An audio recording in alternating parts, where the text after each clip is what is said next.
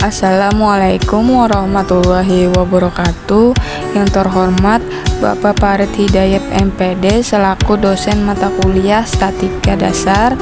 Pada kesempatan kali ini saya akan menyampaikan materi yang berjudul penyajian data distribusi frekuensi.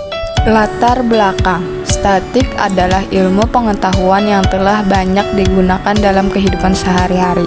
Pemerintah menggunakan statik untuk menilai hasil pembangunan masa lalu dan juga untuk mengambil rencana masa datang. Selain itu, pimpinan pengambilan manfaat dari kegunaan statika untuk melakukan tindakan yang perlu dalam menjalani tugasnya.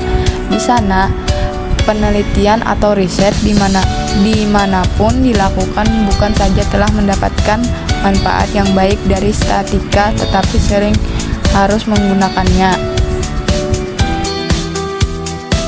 A. Penyajian data. Data yang diolah agar mudah dibaca dan dimengerti oleh orang lain atau pengambil keputusan perlu disajikan ke dalam bentuk-bentuk tertentu. Penyajian data memiliki fungsi antara lain: 1. Menunjukkan perkembangan suatu keadaan. 2. Mengadakan perbandingan pada suatu waktu. Penyajian data dapat dilakukan melalui tabel data grafik. Tabel data. Tabel data disingkat tabel adalah penyajian data dalam bentuk kumpulan angka disusun menurut kategori-kategori tertentu.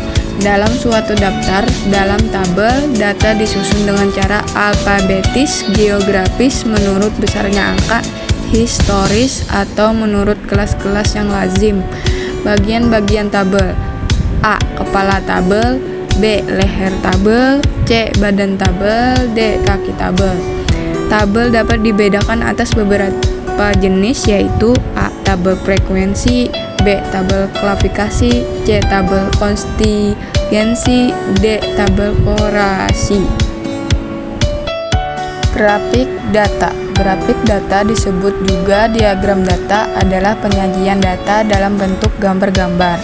Grafik data biasanya berasal dari tabel, karena itu tabel dan grafik biasanya dibuat secara bersama-sama, yaitu tabel dilengkapi dengan grafik. Grafik data dapat dibedakan atas beberapa jenis: A.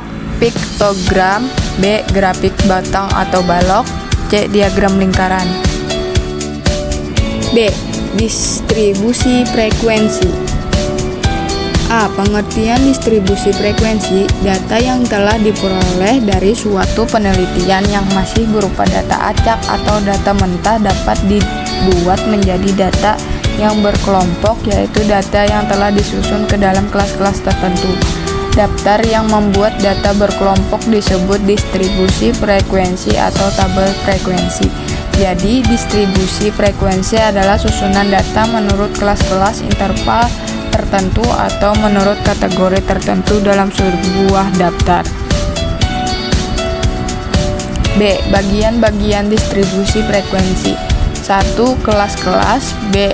2. Batas kelas, 3. Tepi kelas, 4. Titik tengah kelas atau tanda kelas, 5. Interval kelas, 6. Panjang interval kelas atau luas kelas, 7. Frekuensi kelas. C. Penyusun distribusi frekuensi. 1. Mengurutkan data dari yang terkecil ke terbesar.